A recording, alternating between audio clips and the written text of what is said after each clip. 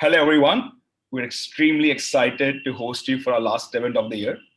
What started as a journey to engage Indian students at Berkeley in thought provoking discussion with policymakers, entrepreneurs, artists, journalists, among others, has now become a strong community of future leaders.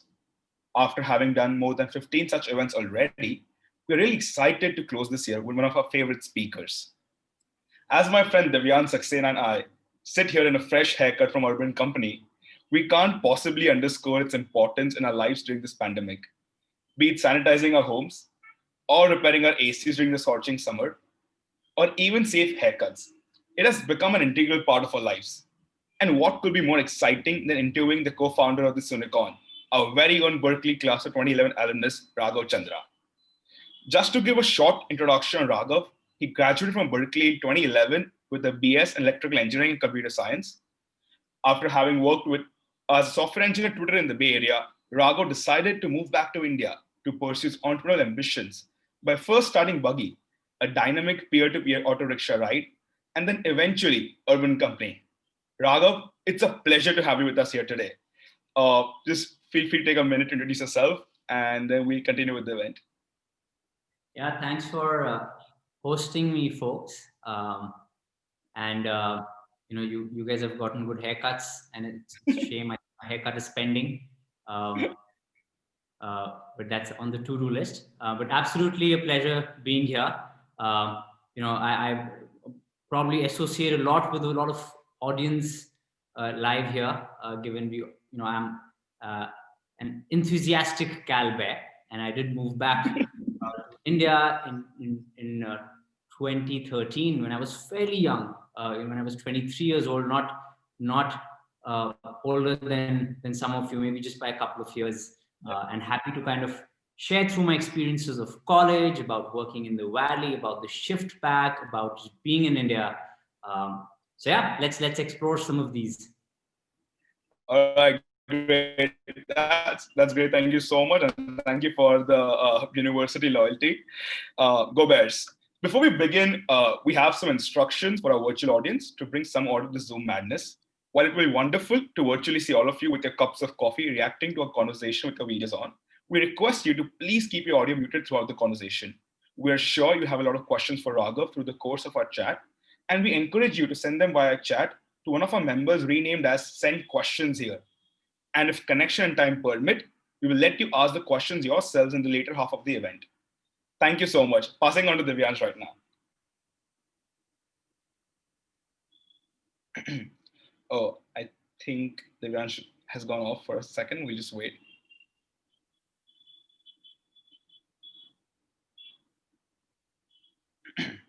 All right.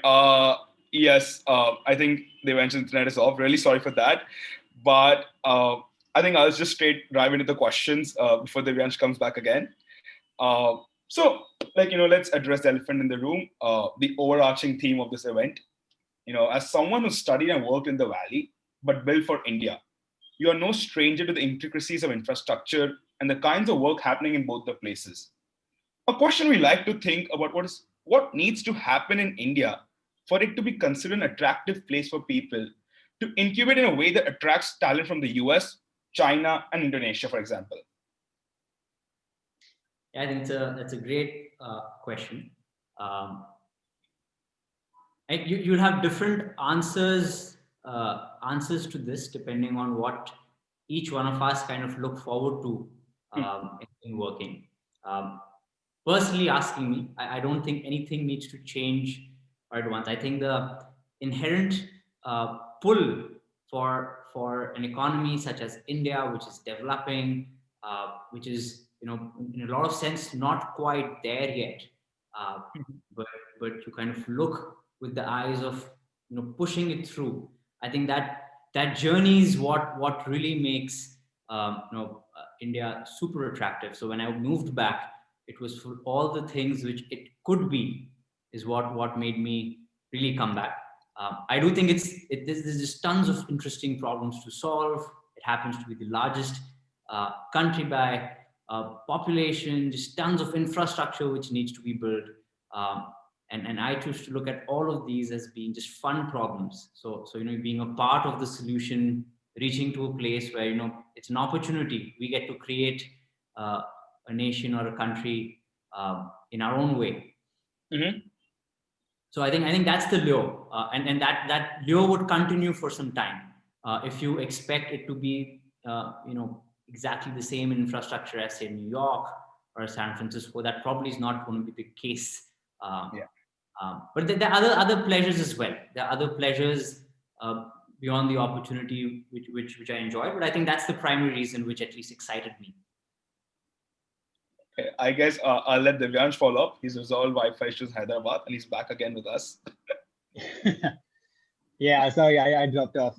Just to probe a little deeper on that. So when we still talk to our friends, they're still sort of hesitant about coming back and would rather stay back in the US, right? Because of prospects of a quote unquote better career. So just to probe a little more, if you were to address them directly, how would you convince them to come back and invest a career in India just like you did? Any piece of starting advice as we go ahead? So I think the ecosystem is actually fairly well developed. And that was probably true when I was there, and I can totally see those questions coming up because I went through the same questioning. And I think that the ecosystem is very developed across disciplines. Be it tech, be it not tech, non-tech, be it business, consulting, any profession. India has equally good opportunities and structured companies to learn from. Right, being mindful of the fact that it's a different ecosystem and different problems present. I think the place where it becomes particularly exciting is when you want to. It is developing ecosystem, right? So especially the younger companies, the startups, which are trying to push the frontier. I think those are particularly the very interesting opportunities because you're literally getting to create some of the basics from scratch for the be it education, be it employment, be it healthcare. These are fairly large scale industries, and a lot of work is happening. So if you truly value the urge to create meaningful stuff, right? Then these companies, then the ecosystem becomes right. Companies and startups would be there every place. But I think that's how I look at it. So equally mature ecosystem for the most part, but just by the virtue of it as a nation, as different industries being in a state where there's just so much more room to grow, I think it's a fantastic place to join. I think here's what's evolved or changed in the last 10 years. There's been a sudden push, a sudden jerk, especially when it comes to tech, right? India kind of skipped the desktop era. India jumped straight to the mobile era. So 5 years, 6 years ago, when I moved back, every single person had a smartphone and a data pack. And when I was doing my first startup, Buggi, and I would meet auto-rickshaw drivers, some of them didn't know how to read, but they still had a data-backed smartphone to stream YouTube and enjoy media.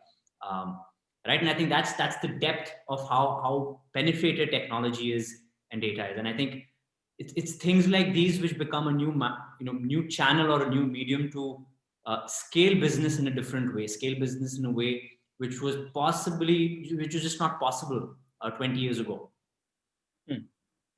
So just like following up, because you mentioned the data pack point, 2013-14 was the time when people in India were only just getting started with apps and the internet as a whole, right? So what was the thinking behind an app that gets you on-demand services? Because it was definitely a very big challenge back then. Yeah, so we start. So I think all the three founders for Urban Company, there's me, there's Abhiraj, there's Varun, and all of us happen to be doing this. There's the second company. The first one for us was shorter lived, was our first company, a lot of interesting learnings.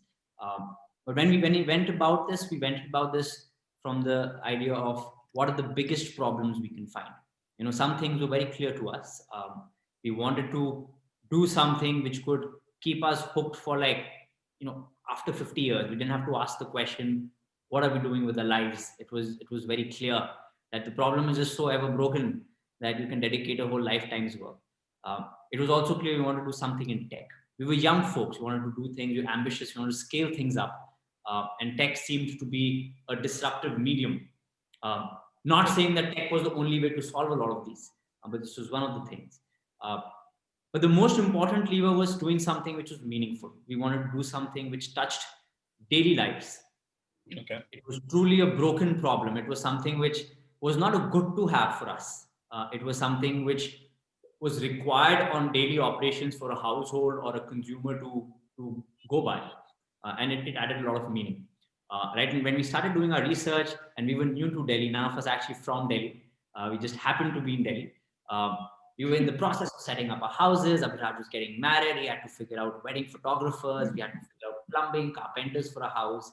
And we realized this is actually a pretty bad sector. Right? Like it's such a pain to deal with other people. It's just so much easier to go on an Amazon and buy something. Why do you have to deal with people? Right? And that's when we realized actually, hey, this is just a sector, and it's an extremely broken sector waiting to be solved. And that's when we started thinking about it.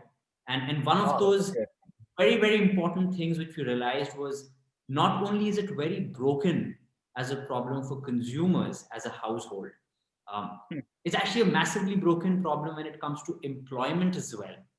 You have all these service professionals, and you would hear terms like blue-collared professionals or the gig economy.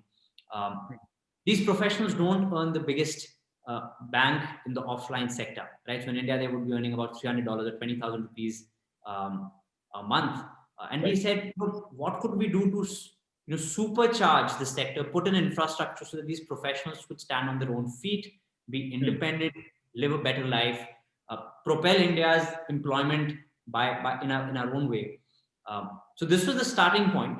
And I think using tech, using mobile was an afterthought, not an afterthought, it was a how we solve the problem. But for us, what we need to solve was 90% of the juice.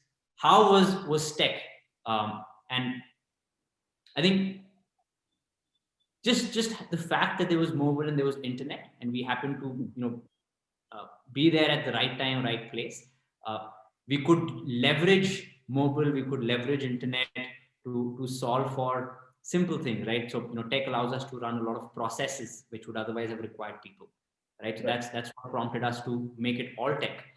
And I think I remember a day, there were days when for the first time we would introduce internet and mobile to a lot of our professionals. So we would literally, like first set of 100, 200 professionals, we would literally buy them phones because they'd never done business using mobile. But those days are gone past. The whole industry now operates on mobile. You don't even have to sell it to them. They're fairly fancy phones. Their phones probably much better than I do. It's true.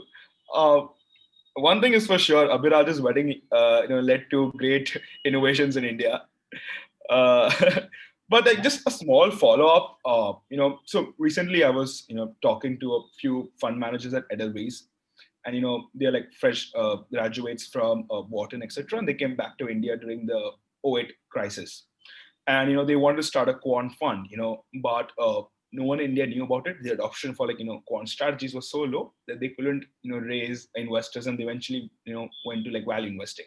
I think the point I'm trying to make is there's a certain stigma for technological innovations or adoption, for a few years ago, at least when you started Urban Company back in 14, 15.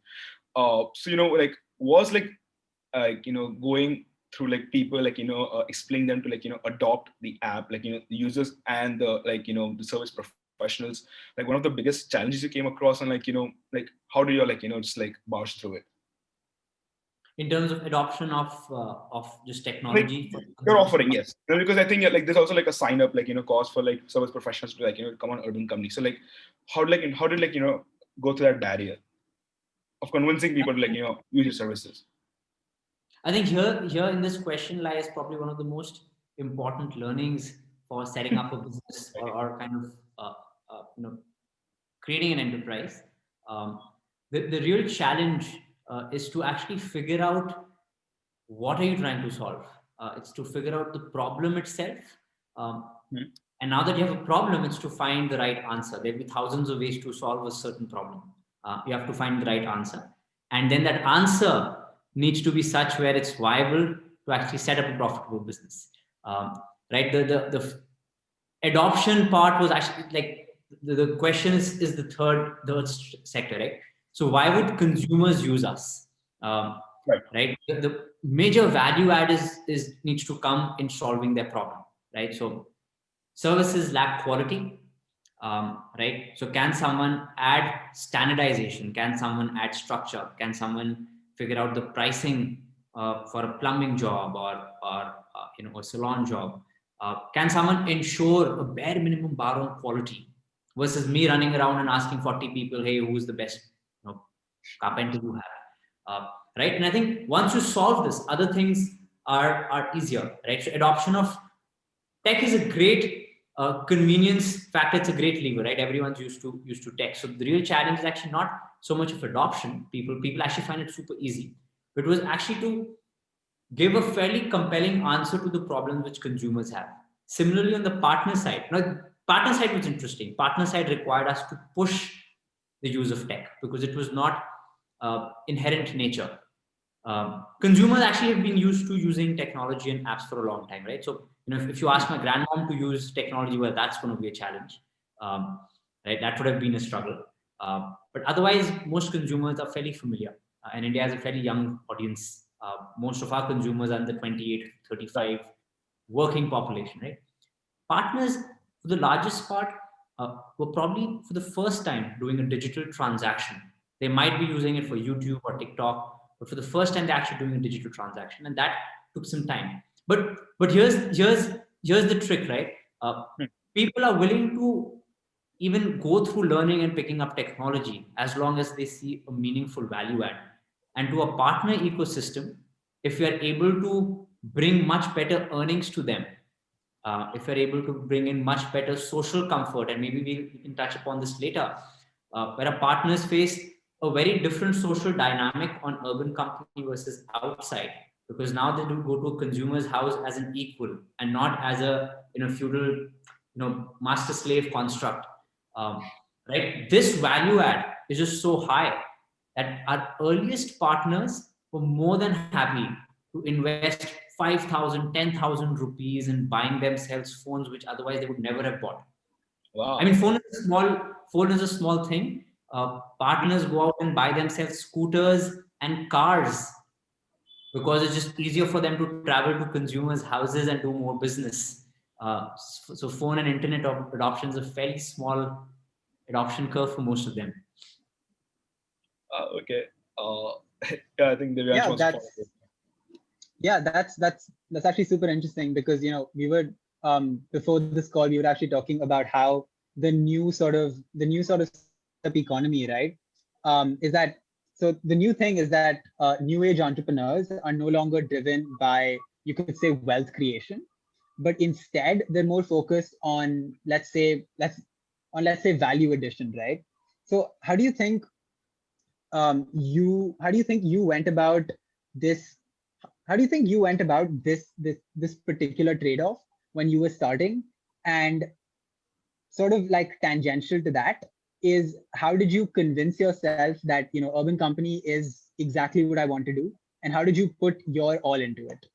So it's sort of a two-part answer, but yeah. Then you'd have to repeat the first part, the trade-off part. I missed that. Oh, sorry. Can you hear me now? Yeah. Okay. So I think so something that we were talking about before this call is that in this new startup economy, new age entrepreneurs are no longer driven by, let's say, wealth creation, but instead they're more focused on value addition. How did you sort of balance this trade-off when you were starting up initially? That was the first part of the question. Got it. No, absolutely. I think it fundamentally should always be that way. Entrepreneurs should chase value creation and not wealth creation. It's a chicken egg problem, and there's a it's actually not a chicken egg problem. There's always one thing always comes first, and the other thing is always derived from it. And I don't know if that sounds very philosophical, but the answer is very clear, right? If you want to build a business, someone needs to pay you, right? People are not going to pay you just because you want their money. People are going to pay you because you're going to do them a service, because you're creating a good, manufacturing something, you're a doctor, you're a service professional. So you need to create value, and people will barter using currency in our world, right? And that's how you generate revenues. I think fundamentally that should always be the case. So it's not actually very hard from a very first principles thought process that value creation needs to happen before wealth creation.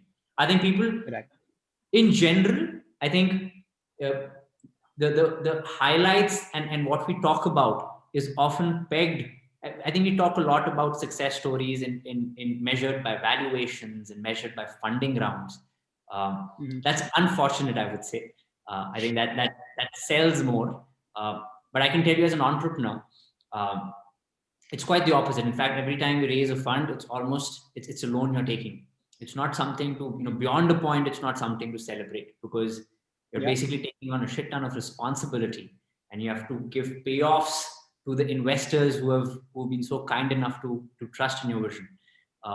Right? I think that's in some spectrum where we started off. I think in our professional careers before we started Urban Company, we'd kind of see the absolute heights of our careers. My other two co-founders went to BCG. They went to both were IIT Kanpur, consulting, MBA. I was enjoying myself in the Valley, right? So I think the wealth creation bug was not as prominent, because we'd kind of seen it. We didn't necessarily benchmark our success based on how much we earned in the short term.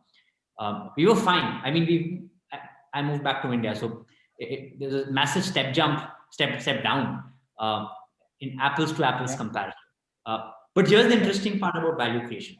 If you understand that value comes first, you actually do get to create massive wealth, either for yourself or for the company in the future. Because if you're able to create a lot of value, that translates very directly to wealth. A lot of companies often fail because they switch this trade-off. For a lot of people, my personal advice, if you guys are all in college, personal advice is flip that trade-off. The short-term lure of wealth or salary or any of this is just actually really, really short-term. If you kind of think about your next 30 years and think about wealth creation, right? There you'll realize to really, really make it big, you also need to do things which are really, really big. Money will just not pour down. So, that was a perspective which helped. And it did take me one company building exercise to realize value creation is absolute paramount. Everything else is secondary. Yeah. I think the first thing that that came to my mind when you spoke about success and failure is that these definitions are so fluid and it all comes from your background, right? We go to Berkeley, and we have like a safety net, right, that a lot of other people probably don't, right? But I think something that is like the biggest equalizer is how much we learn from our failures, right? And I think this is probably the best time to talk about your first company, right? Buggi, right? Buggi didn't, it didn't take off, right? And so I want to ask, how important do you think an entrepreneurial failure in the form of Buggi was to your journey? Because I think there's two sides. A Silicon Valley mantra is fail fast and fail cheap, but so many people in the Valley are still so afraid of failing that they don't even take the initial jump to begin with, right? So what do you think was your biggest sort of learning from the fact that Buggi didn't take off, and how did you apply this to your urban company journey? Yeah, I think the two parts to this. One is just failure, success, and then I'll come to specifically the interesting learnings from Buggi. if I get asked what are the top 8 top failures, and Yeah. it's a very hard question to answer, because I think there are like 90 failures every day and 10 success stories, and that's basically how working life is. Surprise, surprise. Because you basically have a problem. You have tons of problems floating around, right? And you'll choose, okay, let's try to solve these 10 problems. Answers are not evident. It takes a long time to just even figure out and frame the problem well, right? And then you try multiple solutions, and nothing. Rarely things really hit it out of the park, right? So everything which didn't hit it out of the park is basically one more failure or a learning story, right? So I think in startup building or business building life, you don't want to call it failure, but every single day you're kind of uh, uh, going in and exploring and trying things, and only some of them work, 10% of them work, and all the rest would be termed as failure. So failure is super important. When you start working and building business, it becomes a spectrum. It's very hard to figure out success and failure, because basically failing like 90% of the time. Now, Buggi was an interesting experience. As a 23-year-old, I was all passionate about ideas. Coming from the tech hub, I thought I'm going to change the world. I'm going to build this next level interface on tech. And I was busy when I was ending my Twitter journey. I was building, coding up stuff, and I came back and I was coding some more, and I launched it, and that's it. Nothing happened. Then I realized, okay, great. The idea was very cool, but how do I get customers? Or like, how do I get people to sign up? And then I went through that journey, and I realized, and I scrapped everything I built over like the last 4 months, and all the coolness in tech. And because I realized no one is going to care about using my technology, because what will I tell them? Why do they have to use it? So I created a simple SMS solution for my auto rickshaw drivers to use. And I didn't even need a website for customers, because I was at zero. I needed like one customer a day. I literally need to knock door to door to get that one customer. And that's the cranking of the engine. Right. And through that experience, there was some very interesting learnings. I think that was my business school firsthand, or my consulting experience in a short span, where I realized before I jump into ideas, I actually first need to define the problem of what am I trying to solve. I need to also figure out how large is the problem. How large is the pool of money people are willing to pay. I learned a few tricks in surveying. Oftentimes you'd ask, hey, Shubham, I have 3 ideas. What do you think of these ideas? I cannot imagine Shubham ever criticizing any of these ideas. But if I ask Shubham to pay for one of them, that's when I get true feedback. So this was a trick I learned. So I think overall, in my first experience, taught me fundamentally the right questions to ask, and be problem first, then idea first. Idea is just a way to solve it. Right. And we use this all the time when we create a new category, when we have to launch a new country, when we have to launch a new city. No matter what the idea, that could be a starting point. The first grounding question is, what is the problem? Because only then will someone pay for it once you've solved it. And how large is that problem? And if it's not very large enough, then what's the point? Right. Well, since you spoke about risk taking in like the former part of your answer, this is something that Devansh and I have discussed extensively. So in some sense, apart from like the minimal existence of incubators, do you think the Indian education system in some part is to be blamed for the non-existence of the risk-taking entrepreneurial spirit in India? Like, what's your take on this? Like, compared like to ecosystem of like, let's say the Bay Area. You can have a contrasting opinion. You might believe like the entrepreneurial risk-taking scenario is there, but just like something we wanted your thoughts on. Yeah, that's a very deep question.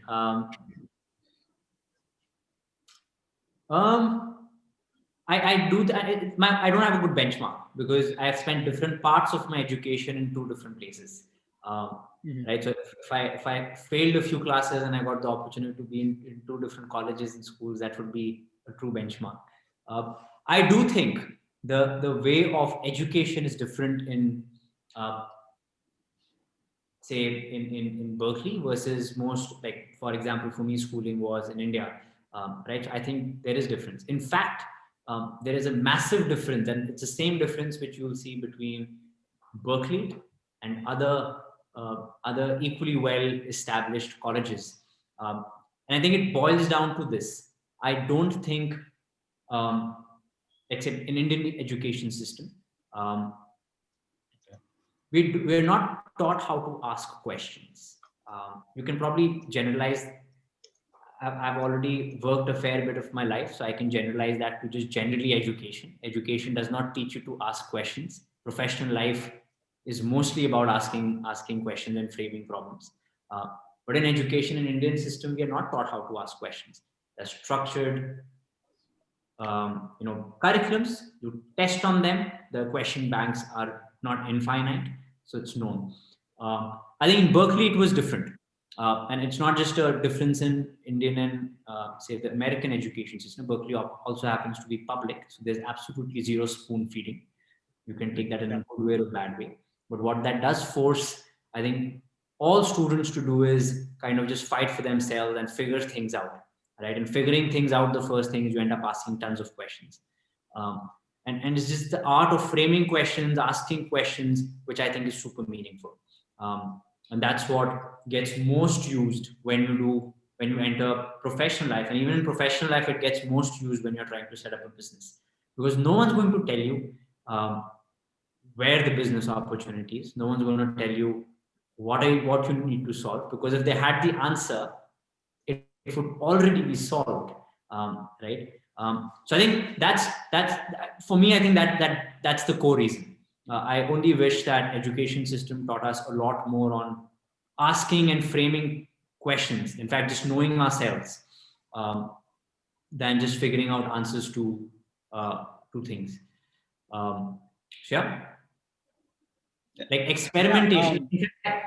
Through my education, I partly was in a boarding school, and I got to kind of do my IGCSEs, which is British, and my fascination for science actually grew multifold there, because I was just introduced to like tons of experiments at the risk of say 20-30% lesser curriculum, which was fine. I don't remember 90% of what I learned in school anyways.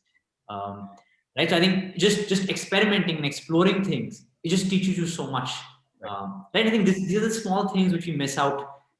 In the pursuit of knowledge, we kind of miss out the real education. Yeah, definitely. Like I'm sure, I'm sure like everyone on this call agrees with what you're saying, because we've all been students at some point in our life. A majority of us still are, will continue to be for the next couple of years. So my next question is a follow-up to your previous answer, right? So I think a common theme that I've picked up is that you keep saying that that good startup ideas come from finding things that suck and sort of building on them, right? I think what I want to, so this is more like a customer research geeky sort of question. I just want to understand how you go from how you at Urban Company go from 0 to 1 in terms of a product, and what's the behind the scenes on that? How do you launch a product from 0 to 1? Yeah, I think I wish there was a very good science to it, but there is some structure, and you'll realize I'll be stuck on preaching the same theme of value creation comes first. I think it's such a simple thing, and I think just used well is the answer to 0 to 1. No matter where the starting point is, we somehow very quickly always figure out what is the problem we're trying to solve, right? And we size the problem. You can size the problem just so many ways. You can size the problem in scale, and then you can size the problem in depth, right? So how many users? I want to start a new business, right? I want to start a business on selling the best pizza, right? So first, I want to ask how many people in the place I want to launch want this best pizza. right? And you can do surveys to get good grounding as an entrepreneur, right? And then you'll figure out the depth of it, right? Like how hard is it to get the best pizza, right? Like, is it already there? Is that a problem to solve, right? If there's no problem, if there's opportunity, if there's an industry which is large, great. But in that industry, if there's no problem you can identify, then you can't monetize because you're not adding any differentiation, right? So then we figure out, is there a problem in that industry?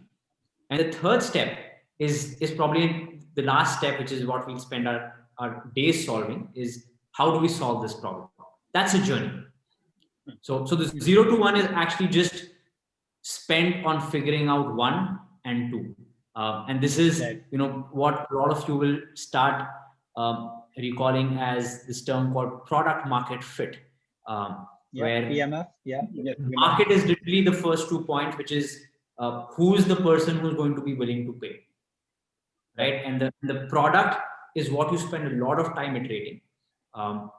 Actually, building product is a little more intuitive because like it's more intuitive to us to just heads down, put on our thinking hats, and just keep solving. But if you get the market wrong, if you get the problem wrong, it's very hard to figure out once you've kind of soaked into it.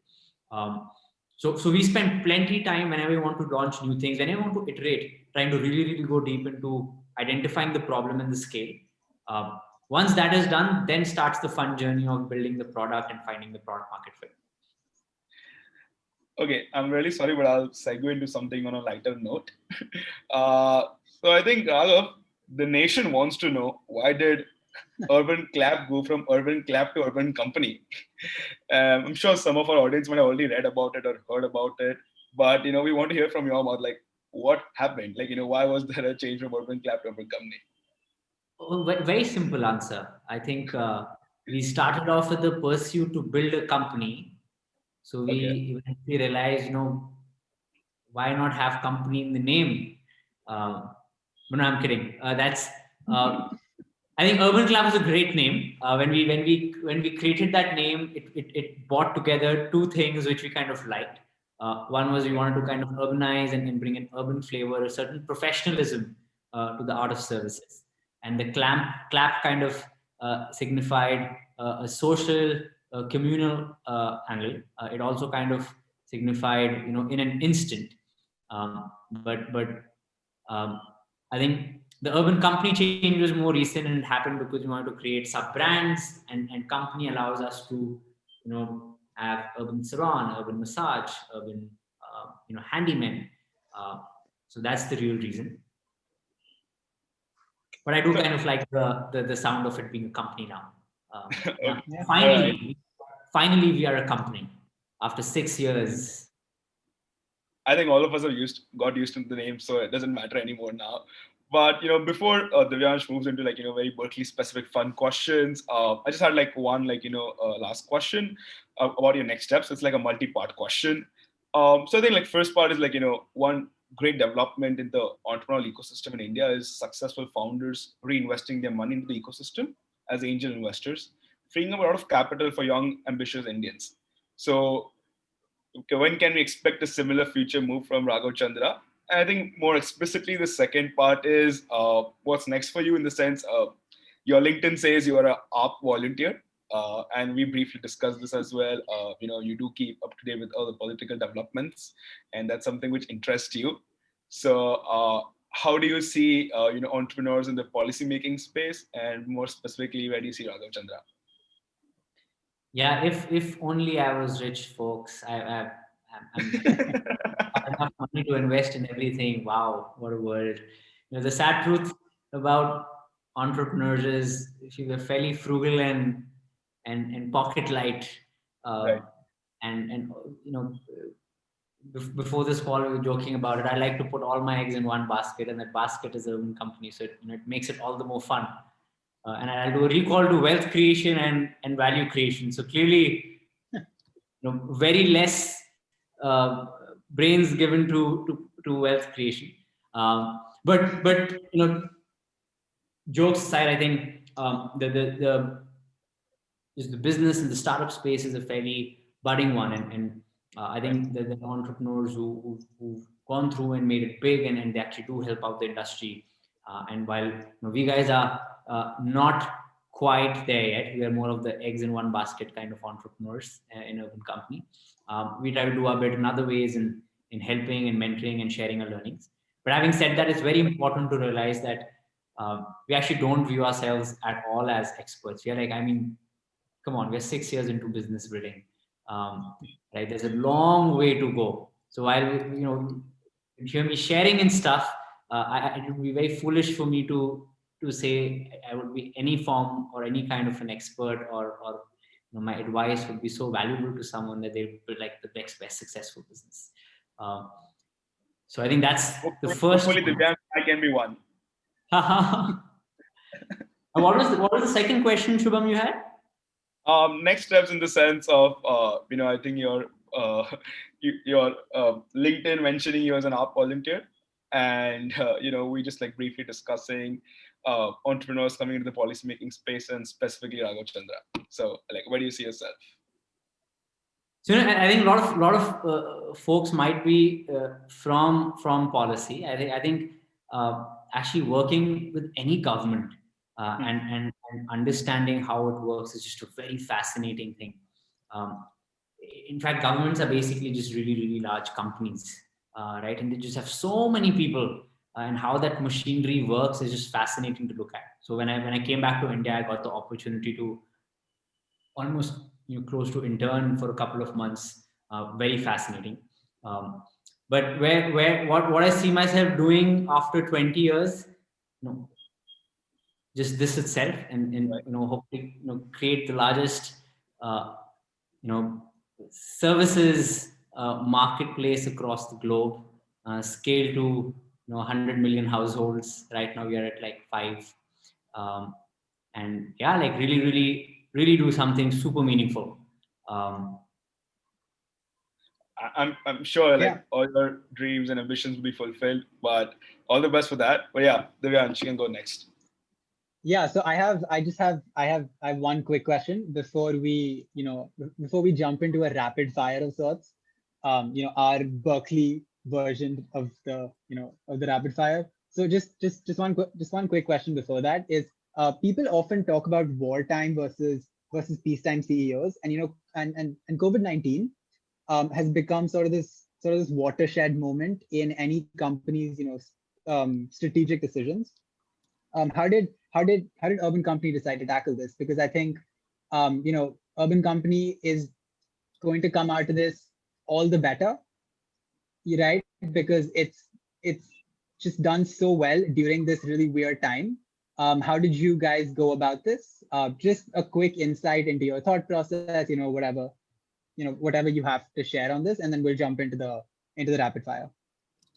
Yeah, we were the first, or perhaps the first company to call off our office and go fully remote. And this was before India announced lockdowns. India was in the first set of countries to announce complete lockdowns.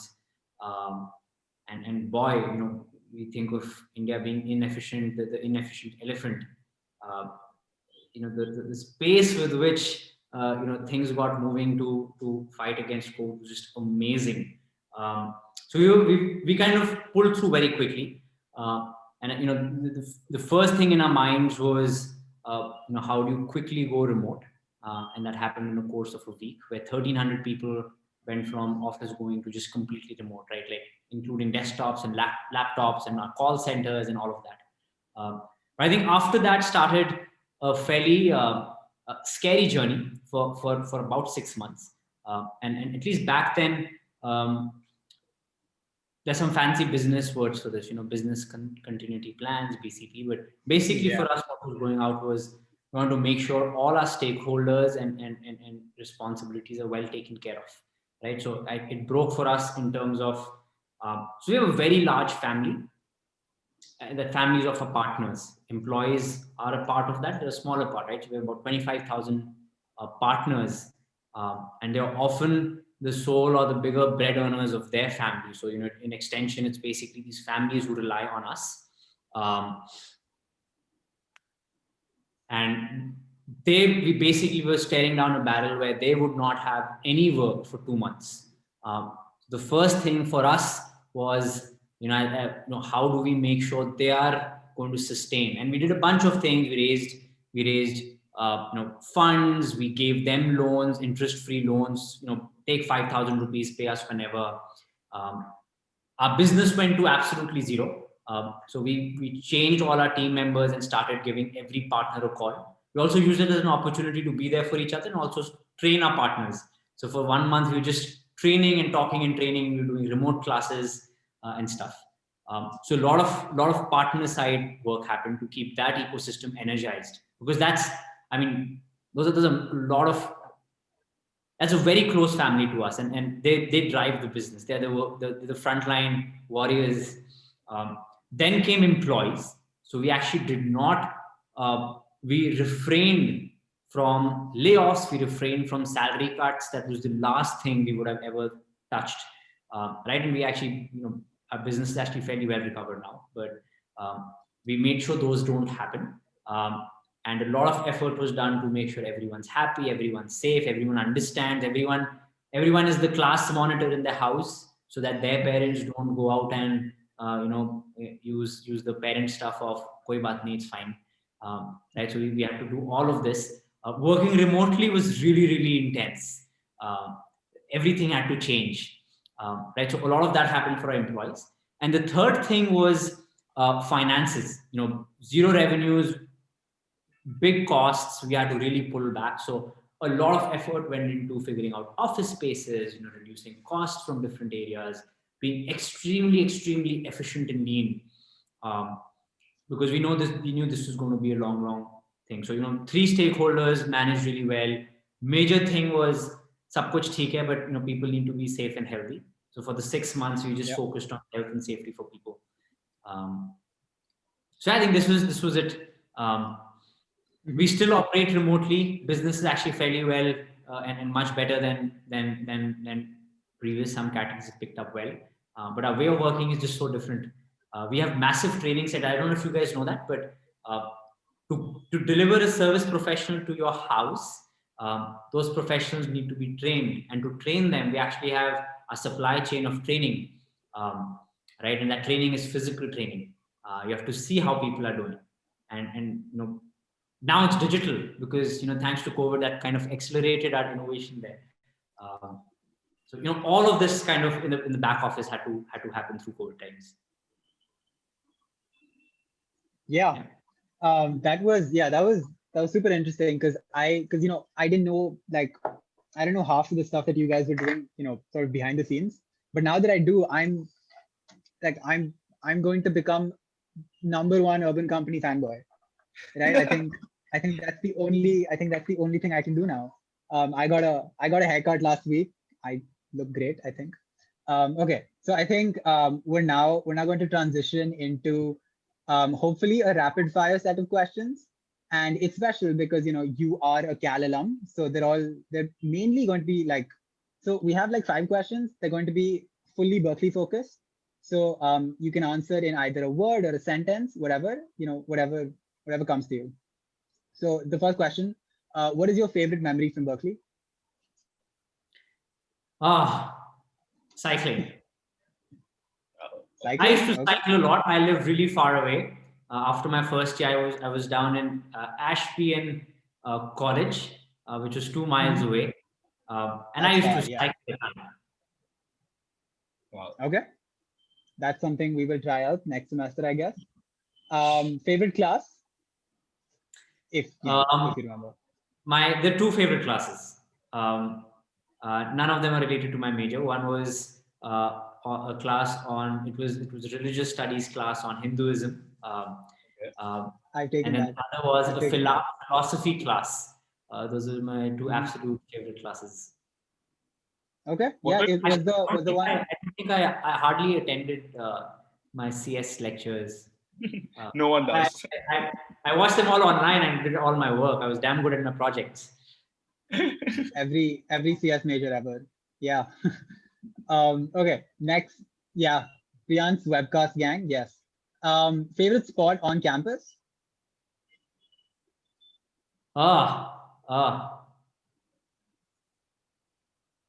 wait, I'll have to think about this. Sorry, this is rapid fire. Okay. Okay, Asian Ghetto. Oh, Asian okay. Ghetto. Okay, that's a I choice. count that as campus. I think that's fine. I think that's Okay. the scariest Yeah. spot, but all right. Yeah, I know, right? I was gonna say that.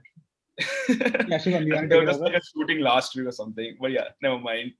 Okay, Raghav. So, what do you Actually, wish? I changed that answer. I think the most visited spot for me was, I think, Dwinelle. Was that the whole name? Okay.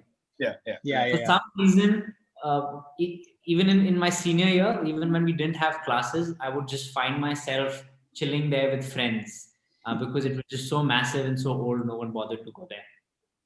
Yeah. So, Raghav, what do you wish you could have told yourself when you were a student at Cal? Or explore a lot more. I thought I was an explorer, but uh, I only wish people told me to take less stress about the absolute major and explore a ton more. Um, I think being in the US for the first time, and you have to prove yourself, and studies matter, blah blah blah. All of those are true, but I think you can manage that, but you could do tons more exploration. So if you all the things I remember have nothing to do with my core classes, they have everything to do with everything else I did. Yep. Yeah, last question, I think very, very similar, but in hindsight, as a student, what would have you done differently? Apart from staying 2 miles away naturally. I would have stayed further maybe. Oh, wow. Okay. Okay, all right. I enjoyed my, I'll answer that, but I actually stayed with a large set of 10 people. So after first year of college, when we entered housing, I had the most fascinating experience in Berkeley and in San Francisco, where we were a group of 10 people and we stayed together, uh, different majors, different nationalities, and that group continued forever. In fact, I think my name is still on a lease of a 5-bedroom house in San Francisco, rent control, yay. Um, so, um, so I think that was very fascinating for me, and I enjoyed and cherished that. I think a lot of my, happiness and stuff happened through that friend group and what all we did, and just learnings and different majors and stuff. Um, what I would have done differently, was that the question? Yeah. Was it the question? Yeah. Um, I actually graduated early. Sometimes I wonder. I wish I stayed a little longer and did a few more classes. I think after my second year, third year, I was pretty much done with all things important to graduate. And then because half my friends kind of graduated in 3 years, I was like, okay, well, I don't have anything to do here.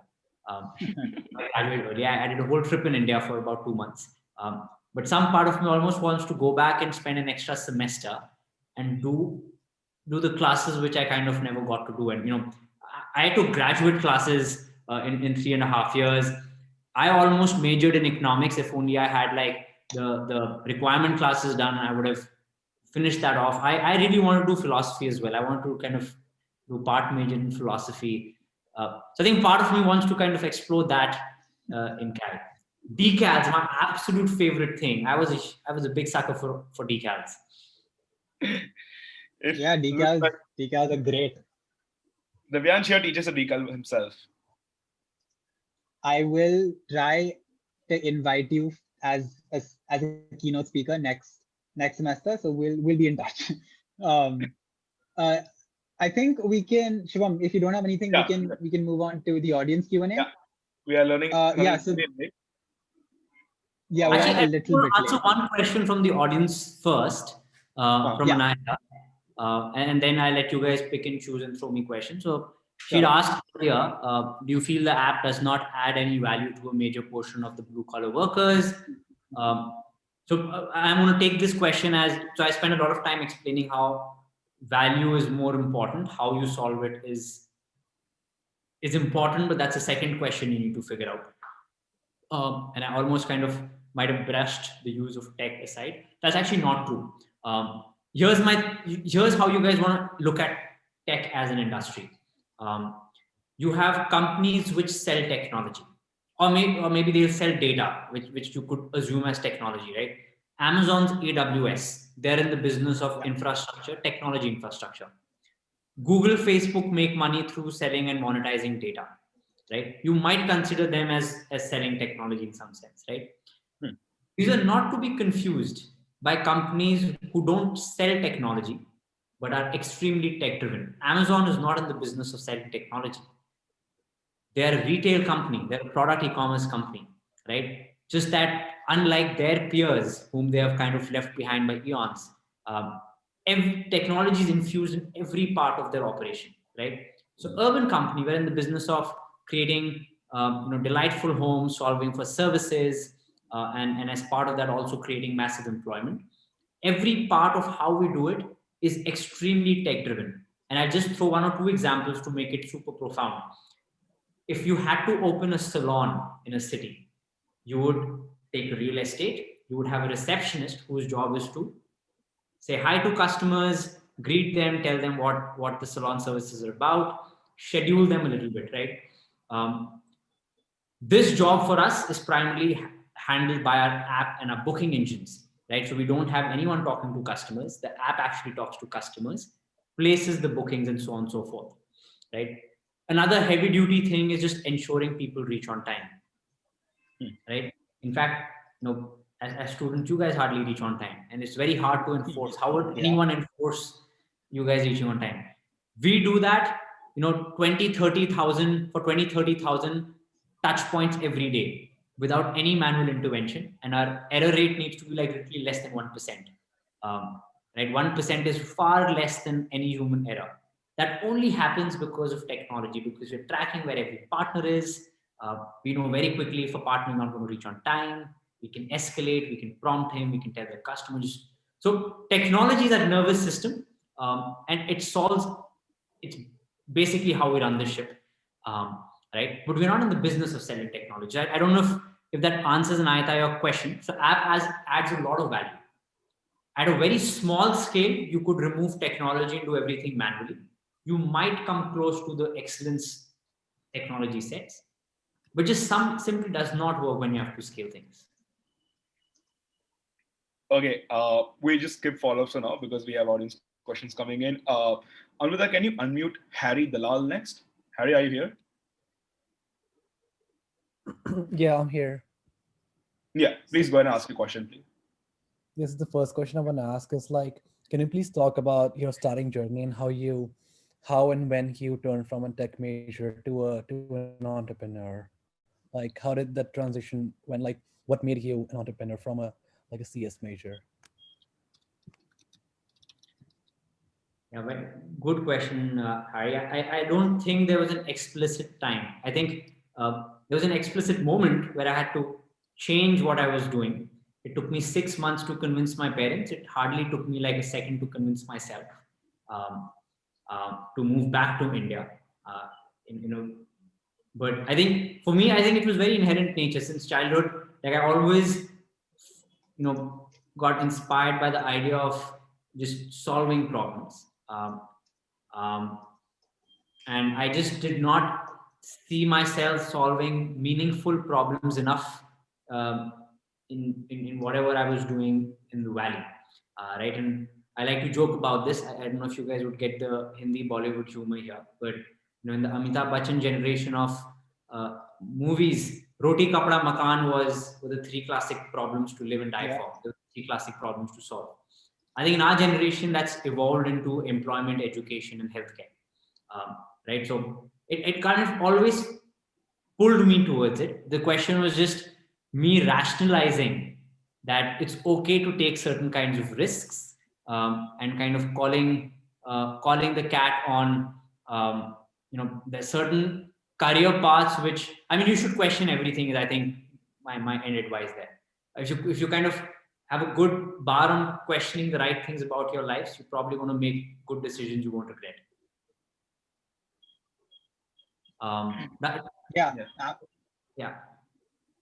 Yeah, absolutely. I think, that makes a lot of sense. Definitely things that we can start applying right now.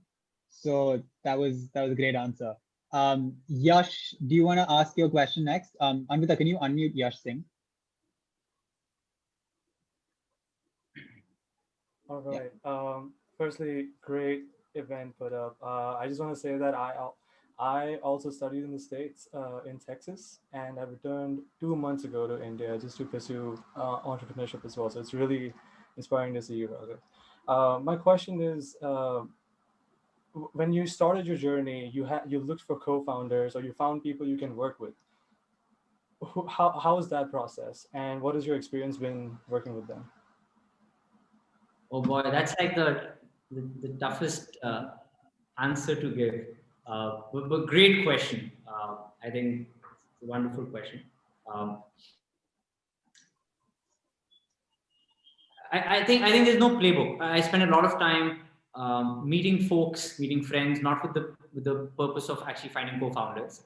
I was just so young, I didn't even understand what you need co-founders for. Um, Buggi taught me you need a team. Um, you really can't create a company just by one man army. Right? I just got super lucky, by the way. I got really lucky. I think my co-founders got really lucky that we had three people super passionate, having the same alignment on, I mean, not the 1 year, 1 year doesn't matter, having the same life alignment on like 20, 30 years ahead, what we wanted to do. Our take on wealth creation for ourselves, our take on the kind of problems we want to solve, um, and it kind of fueled there. I think there's certain tricks to enhance your chance of finding co-founders. You need to be fairly well networked. I actually struggled a lot. I was young, so I didn't have a very large professional network. I didn't have my college here, so I still probably have a larger, college network in the Valley. When I go to Valley, I have like tons of super senior folks across different countries to meet. In India, everything had to be set up in the last, X years. So networking is super important. A lot of networking will happen either by the places you worked at or through your college. So one thing I would have changed about my Berkeley experiences, I would have probably been much better at valuing relationships, not just super close friends, but just generally the whole community. I think that's one thing I was not very good at. So I think socializing, networking is important. It doesn't have to have a purpose. So that's one thing. But yeah, honestly, there's no science. People really, really have to get lucky. Even when you find, the right co-founder, the journey is not 1 year long. 5, 10 years, people change, priorities change. So you have to really have a large risk appetite to choose. I joke about it. This joke won't fly with you guys because none of you are married, but you spend more time with your co-founders than your spouse or your girlfriend, boyfriends. And unfortunately or fortunately, you don't have to, it's not just the one person, you might have like multiple co-founders. So, the complexities of relationships become even more intense. So I think that's it. Value co-founders don't do too much of science. It's more of an alignment of life goals than just an idea. Ideas actually change all the time. So yeah, Yash, I think that's, and Harry, to your previous question of tech and the shift to entrepreneur, I don't think those are disjoint things. Entrepreneurship, I think, just is a galvanized term. As a techie, I call BS on a lot of buzzwords. I think that's again one of those sort of buzzwords. You could be doing you could be a doctor and you'd still be an entrepreneur if you're pushing certain frontier. I'm a techie at heart because everything I do, I have more infatuation towards just solving it through tech. So what do I do after work? I would be busy. I have a telescope. I'd be either like stargazing or I'd be looking at really geeky stuff. So I think tech is just how I enjoy doing things. Entrepreneurship is just the art of finding problems and solving it. It's not necessarily linked to, hey, have you created a business or not? So that's why my previous answer was a little more vague, but yeah. No, Raghav, this is great. I think we've all learned so much, not only from the last, from the last hour, but also the last 5 minutes. I think it's just so much of value addition, as you say, right? And I think we've gone a little bit over the time limit. So I just want to take this, I just want to take a minute or so to thank you for, for coming to this event. We honestly didn't think that we could have someone like you come to our event and, talk to us so openly, so, and just give us all this incredible insight that, no matter where we are, we'll be able to apply it. So I just want to thank you from our team, and I also want to thank the audience that, came through at, it's like 10:30 in India, and anyone who joined in from the US would have joined in at 8 a.m., which is incredible dedication. So thank you a lot. And I also want to give a quick shout out to our outreach partner, STOA HQ, which is trying to build a 12-week sort of MBA bootcamp for the Indian, ecosystem.